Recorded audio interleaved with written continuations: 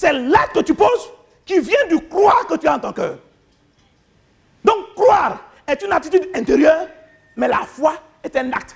Donc, c'est pour cela, Jacques dit, la foi sans les œuvres est une foi morte. Comprenez-vous? Mais maintenant, allons dans Marc 2. Voyez un exemple. On ne va pas être long, je vais essayer d'être court. Marc 2.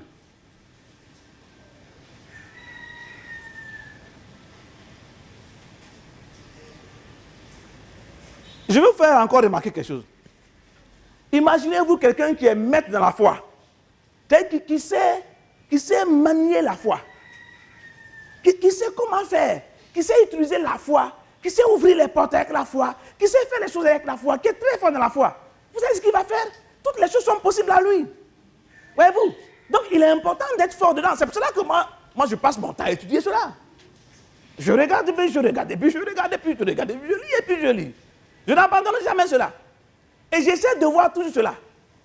Tu dis, bon, Dieu habite en toi, donc tu es capable de tout. Tu penses à cela en ton cœur, hein? Et puis à un moment donné, tu oublies que Dieu habite en toi. Tu vois? Tu oublies que Dieu habite en toi. Et donc, tu peux marcher comme ça sans avoir l'instrument de la foi en tes mains. Et puis c'est quand un problème arrive maintenant, tu t'en regardes dans la Bible maintenant quoi. Il est écrit.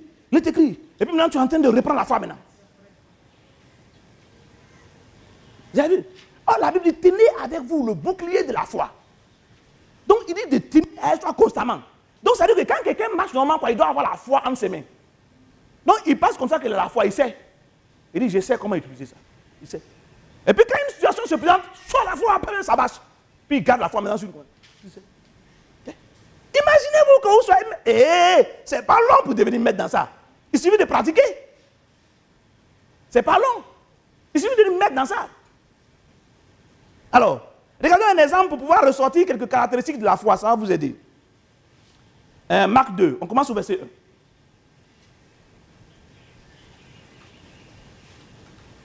Quelques jours après, Jésus revient à Capernaum. On a appris qu'il était à la maison. Et il s'assembla un si grand nombre de personnes que l'espace devant la porte ne pouvait plus les contenir. Regardez, imaginez-vous une cour, quoi. Quelqu'un qui a sa main à une cour. Le monde est tellement venu devant dans sa cour que la cour est remplie jusqu'à ce que le portail d'entrée était bouché. Donc, il n'y avait plus possibilité qu'une seule personne entre encore. En d'autres termes, si ce n'était pas Jésus-Christ, que c'était un homme normal, lui-même ne pouvait pas sortir de chez lui comme ça. Il fallait qu'on déplace les gens avant qu'ils ne sortent. Je sais que Jésus-Christ peut sortir même si on barre toutes les portes. C'est pour cela que je dis, c'est pas Jésus-Christ, c'est un homme normal. Voyez-vous? Alors, donc, pourquoi? Parce qu'ils ont appris que Jésus-Christ était arrivé. Donc, ils sont tous venus comme ça. Oh, ça me donne une bonne idée, ça. Imagine-toi qu'on apprenne que tu es arrivé dans un endroit et que tout le monde accourt vers toi. Pourquoi? Parce que la sagesse de Dieu est en toi. Et puis, ils viennent tous pour t'écouter. Parce qu'ils savent que si tu écoutes, quelque chose va se passer. Ils n'ont jamais passé un jour à t'écouter et puis ils n'ont pas vu de miracle. Tous les jours, quand ils t'écoutent, ils voient les miracles. Vous savez pourquoi? Parce que tu es possesseur de la foi. Dis, je possède la foi. La Bible dit que Dieu nous a donné la mesure de foi. Dieu nous a donné la mesure de foi. Le problème, c'est de l'utilisation de la foi que tu as. Tu l'as. Tu l'as. C'est la foi qui fait que tu crois en la parole de Dieu quand tu l'entends. Mais c'est l'utilisation. Comment sortir la foi comme tu sors une épée? Comment sortir la foi comme tu sors une épée pour pouvoir l'utiliser dans un temps, dans une circonstance donnée? C'est important de comprendre cela. Alors, on continue. Il dit, donc l'espace devant la porte ne pouvait plus les contenir. Il leur annonçait la parole. Il leur annonce la parole. Il dit, regardez comment il dit, il leur annonce la parole. Et ça c'est quand même quelque chose, hein? Annoncer la parole. Ça veut dire que les gens ne sont pas au courant de la parole, il leur fait comprendre la parole. Il leur amène à comprendre comment Dieu parle et ce que ça a comme implication dans la vie des hommes. Il leur amène à voir le nouveau chemin que Dieu a tracé, mais qui vient du ciel, Zion. Il dit, regardez, vous ne savez pas comment les choses se passent, laissez-moi vous dire. Je vous annonce la parole. Je vous parle la parole et vous commencez à avoir une nouvelle vision des choses. dit, je vous annonce la parole. Savez-vous que vous êtes dépositaire de la sagesse de Dieu? Parce que Christ a été fait en vous et moi, sagesse. Donc ça veut dire quoi? Ça veut dire que nous avons la révélation de la manière dont Dieu veut que les choses fonctionnent.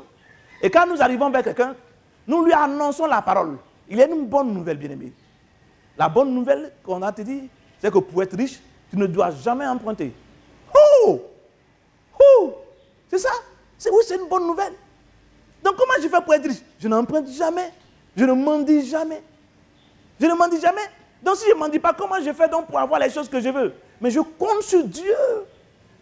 Et donc si je m'exerce à ne jamais mendier et à continuer à compter sur Dieu, Dieu va me montrer le chemin de la prospérité. Vous avez vu? Donc c'est quoi? C'est une sagesse. C'est une sagesse. Il y a deux façons de vivre dans la vie. Un homme peut vivre par expérience. Tomber, tu apprends, tu te lèves. Tomber, tu apprends, tu te lèves. Mais c'est dangereux, ça casse les dents. Ça rend infime. Ça rend malade. Il y a des fois, tu n'iras pas loin. Mais quelqu'un peut apprendre au travers de l'histoire que Dieu a racontée dans la Bible. Tu regardes tout ce que Dieu a dit dans la Bible, et puis tu tires les leçons, de sorte que tu t'inspires de cela pour vivre. Il y a un prix à payer. Le prix à payer, mais le prix à payer est moins que le prix que tu payes lorsque tu tombes par expérience. Par expérience, tu peux te casser les dents. Tu peux détruire ta vie. Tu peux détruire ta destinée. Tu peux ne même plus croire en Dieu encore. Alors que par la sagesse de Dieu, la chose que tu vas avoir, c'est que les gens qui sont autour de toi vont te détester. Les gens qui sont autour de toi vont s'opposer à la manière dont tu penses. C'est ça qui va te faire mal. C'est ça qui va te faire souffrir. Mais Jésus dit que ce joug-là, il est moins pesant que le joug qu'on a de l'autre côté. Bien-aimé, bien-aimé. Voyez-vous comment c'est? Voyez-vous comment c'est? Et c'est ça qu'on appelle la porte étroite et resserrée. Beaucoup de pasteurs ne veulent pas cela. Ils donnent la porte large aux gens, quoi, pour que les gens donnent des offrandes. Ce sont des offrandes de la mort. Ce sont des offrandes de la mort. Ils iront en enfer, certainement. Vous avez vu? Parce que la Bible dit quoi? Vous qui enseignez, vous serez sévèrement jugés. Vous avez vu? Vous serez sévèrement jugés. Et puis la Bible continue à dire quoi? Que beaucoup d'entre vous n'enseignent pas. Qu'il n'y ait pas parmi vous beaucoup qui enseignent. Comment Dieu peut dire qu'il n'y ait pas parmi vous beaucoup qui enseignent? Il y a des fois, au début, quand j'ai enseigné les gens, ils sont pressés, ils veulent l'enseigner. Je dis non, ne vous pressez pas pour enseigner aux gens. Ils pensent que je plaisantais quoi. Je ne plaisante pas. Vous allez mal enseigner, vous allez donner du virus à quelqu'un. Vous allez payer le pot cassé. Vous allez payer le pot cassé. Maintenant, si moi je vous dis que allez enseigner, que vous allez enseigner le faux aux gens, c'est moi qui va payer le pot cassé. Donc je vous dis non, arrêtez les gars, bien aimés, arrêtez. Il y a des gens qui sont appelés pour enseigner. Mais il y a des gens qui sont aussi appelés pour être pasteur. Simplement, un pasteur, ce n'est pas un docteur. Il ne faut pas te transformer en docteur alors que tu es appelé comme pasteur. Il faut reconnaître cela. Tu es appelé comme pasteur, fais ton business de pasteur, console les gens, conduis-les et laisse le docteur venir faire le travail. Docteur, si tu n'en as pas, invite-moi chez toi, je ferai cela pour toi, bien-aimé. Tu comprends? Il faut qu'on soit bien clair dans les choses. Autrement dit quoi? Si tu enseignes que tu enseignes faux, tu vas avoir des pétards. Tu vas avoir des pétards. Tu vas avoir des pétards. OK? Alors on continue. Des gens vinrent à lui amenant un paralytique porté par 4 hommes. Comme ils ne pouvaient l'aborder à cause de la foule, vous comprenez, ils découvrirent le toit de la maison. Découvrir le toit de la maison. Nous, quand on dit découvrir en français de Côte d'Ivoire, on dit, il cherchait quelque chose puis il a découvert. Oh, c'est pas ce que ça veut dire ici. Hein? Ce que ça veut dire, c'est que la maison était couverte par le toit, donc ils ont découvert, enlever le couvert. Hein? C'est l'inverse de couvrir. Ok là? On se comprend là? C'est l'inverse de couvrir. Donc ça veut dire, les gars viennent. Imaginez-vous quelqu'un qui vient chez toi et puis il enlève ta toiture. Avez-vous vu quelqu'un qui vient chez vous pour enlever la toiture? On dit, la prochaine fois qu'il vient chez toi. Tu l'attends par la porte quoi. Et puis il attend de monter ta toiture. Tu dis, ce gars-là ne vient plus chez moi ici encore. Hein? Comment pouvez-vous penser que quelqu'un qui s'en va chez quelqu'un d'autre enlève la toiture de la personne pour entrer? Même voler même ne fait pas ça. Voler n'enlève pas la toiture de quelqu'un, voler enlève la porte. Lui, il va enlever la toiture de quelqu'un. Voilà un acte terrible. Quand Jésus-Christ a vu cela, Jésus-Christ était étonné. Regardez, tous les gens qui étaient devant la porte étaient devant la porte pourquoi? Pour un miracle. Ils attendaient quelque chose de Jésus-Christ. Mais tous étaient là comme ça et puis ils attendaient. Ils croyaient, mais ils n'avaient pas la foi. Hein? Entendez-vous ce que je vous dis? Ils croyaient, mais ils n'avaient pas la foi. Mais si vous voyez ces gens-là, vous êtes des gens qui connaissent la parole de Dieu, qui aiment Jésus-Christ, ça fait longtemps qu'ils sont Jésus-Christ, mais ils n'avaient pas la foi. Mais ils croyaient. Parce que s'ils ne croyaient pas, ils n'allaient pas venir là. Ils croyaient, mais ils n'avaient pas la foi. Pourquoi ils n'avaient pas la foi? Parce qu'ils ne faisaient rien. Ils ne faisaient qu'écouter, c'était là. Avez-vous compris ça?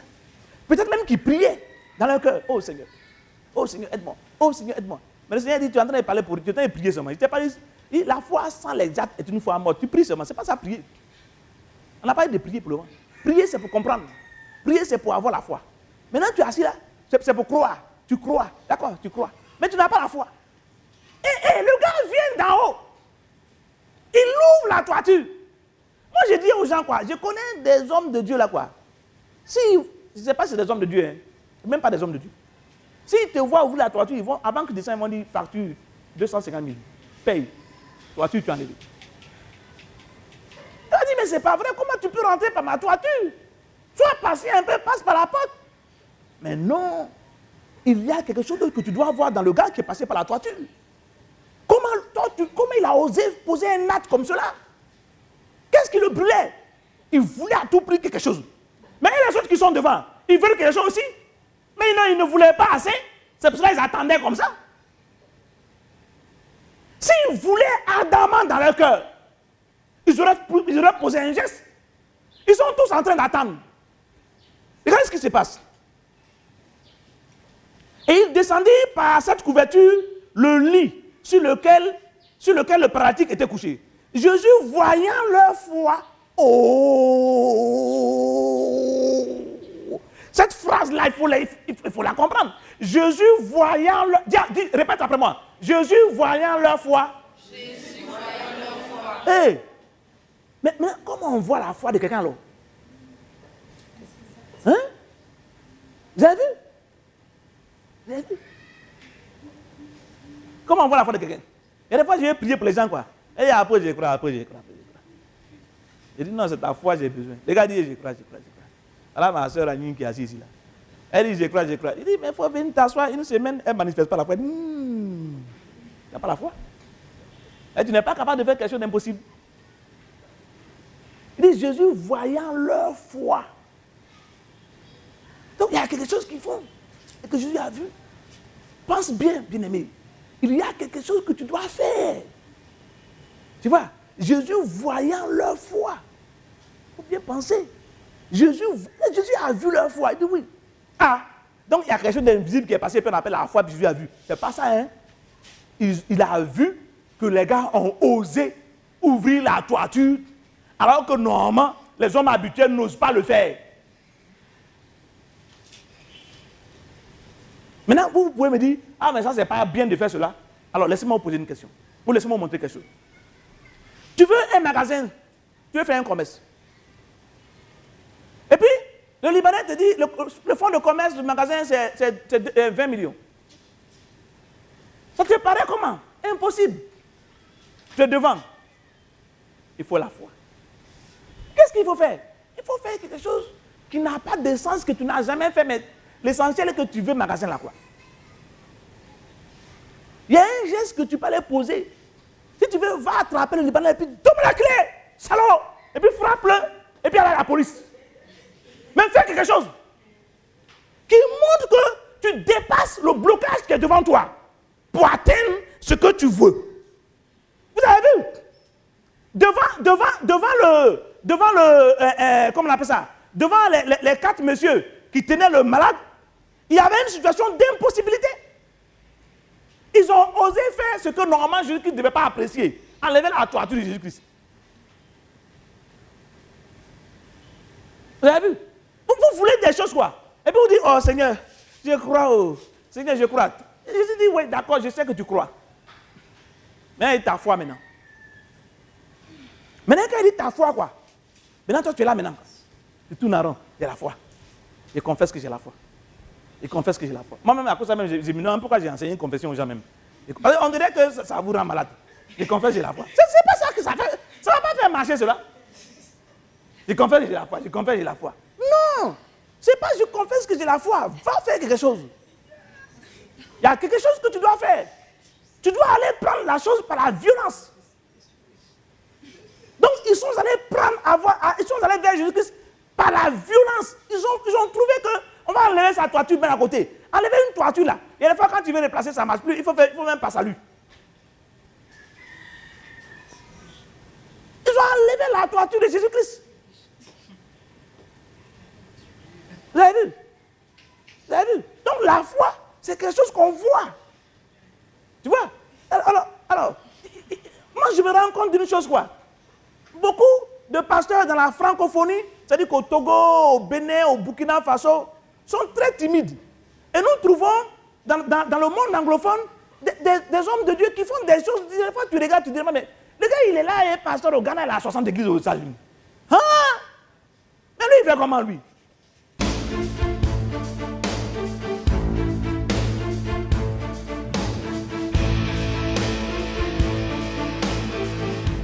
La richesse t'environne.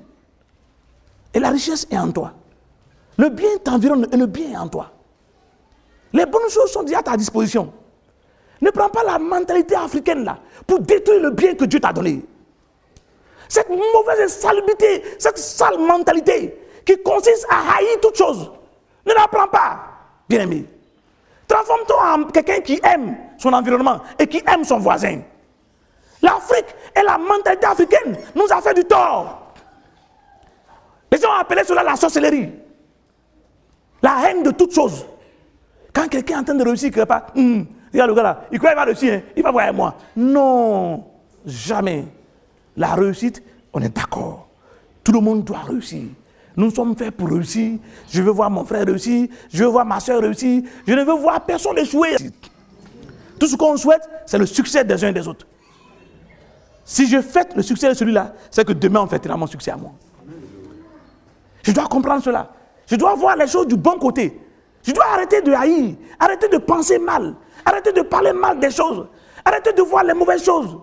Je dois arrêter d'avoir peur. La guerre nous a donné la peur ici. Je chasse la peur dans le nom puissant de notre Seigneur Jésus-Christ. Que la peur ne vous trouble plus.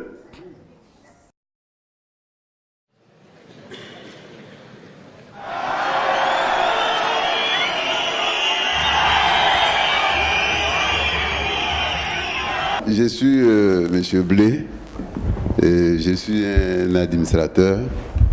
Je suis, pour parler comme tout le monde, je suis un sous-préfet.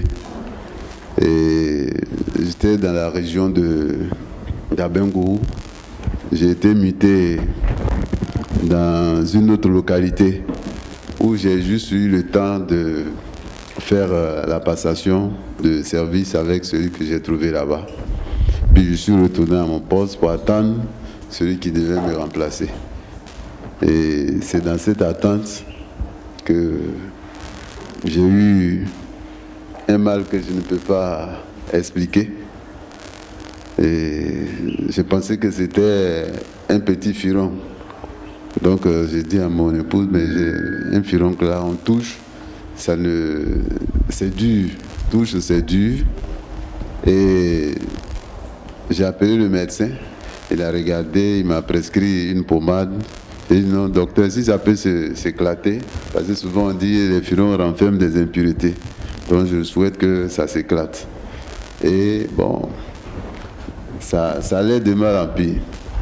Ma femme, en temps, elle est venue pour inscrire notre enfant ici à Abidjan. Et 2 jours après elle, vraiment, je devais rejoindre mon poste. Mais ma santé s'est dégradée.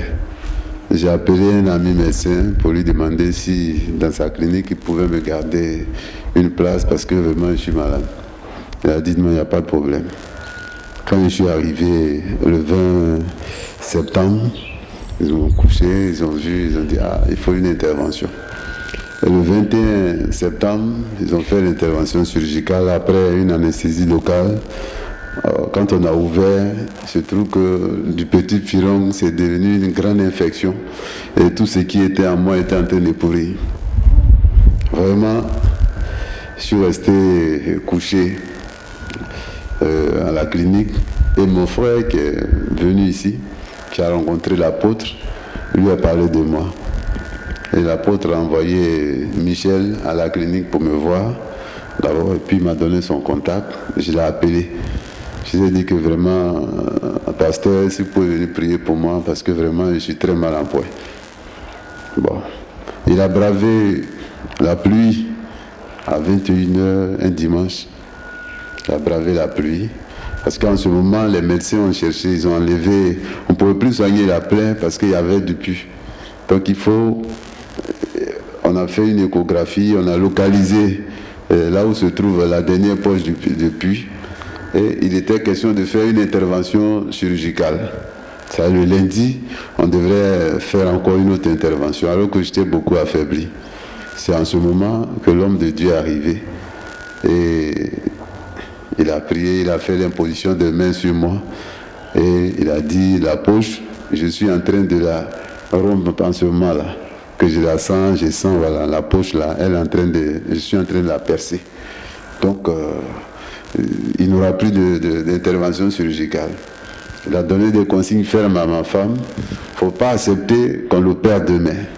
Madame, je vous ai parlé. J'ai dit, il ne faut pas accepter qu'on l'opère demain. Et puis, elle l'a accompagné dans sa voiture. Elle dit, madame, j'ai insisté, hein, je vous ai parlé. Je vous ai parlé, hein, il ne faut pas accepter qu'on l'opère demain. Et puis, il est parti. Quand elle est revenue, j'ai dit, mais bon, on désespérait sous la pluie. Le pasteur est revenu, c'est Dieu qui l'a envoyé. Donc moi, en tout cas, je suis d'accord avec ce qu'il a dit là. Si le médecin arrive demain, je dis, ah, docteur, on n'a qu'à sursoir cette affaire d'opération pour le moment. Parce que vraiment, je ne suis pas psychologiquement préparé à ça. C'est ce qu'on a fait. Dans la nuit du lundi au mardi, donc juste une nuit après le passage de l'apôtre, Dieu a opéré le miracle. Et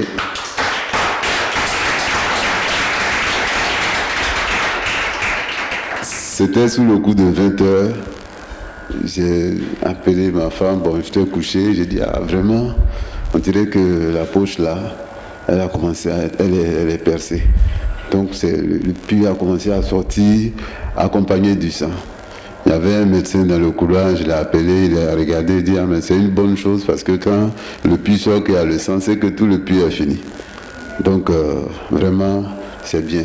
Donc le lendemain, le médecin traitant est venu, il a regardé, il dit, mais le puits est fini. C'est quel miracle? J'ai dit, non, c'est Dieu qui a opéré.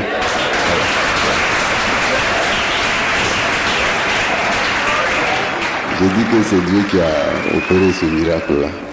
Et puis, en même temps, j'ai pris mon portable, j'ai appelé l'apôtre pour lui dire merci. Pour lui dire que désormais, je fais partie de cette communauté.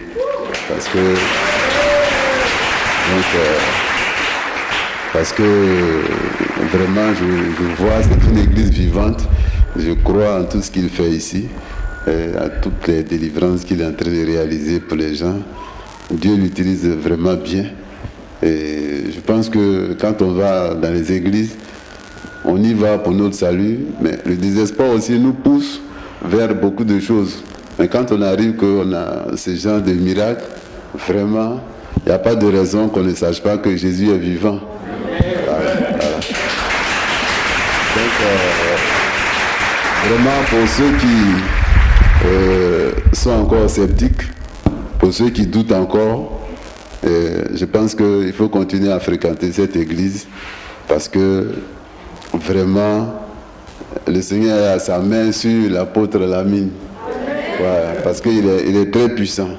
Et je vous dis, pendant qu'ils étaient à mon chevet, il y a quelqu'un qui a appelé de la cité policière pour dire il est malade, donc allez prier pour lui. Il a donné les indications à Michel, il dit bon, on va passer là-bas tout à l'heure. Mon frère a dit c'est à la faveur d'une émission à la radio qu'il a pris leur contact. Et c'est comme ça que lui s'est amené ici. Et aujourd'hui, bon, la famille est en train de s'agrandir. Donc vraiment, je suis heureux de faire partie de cette communauté.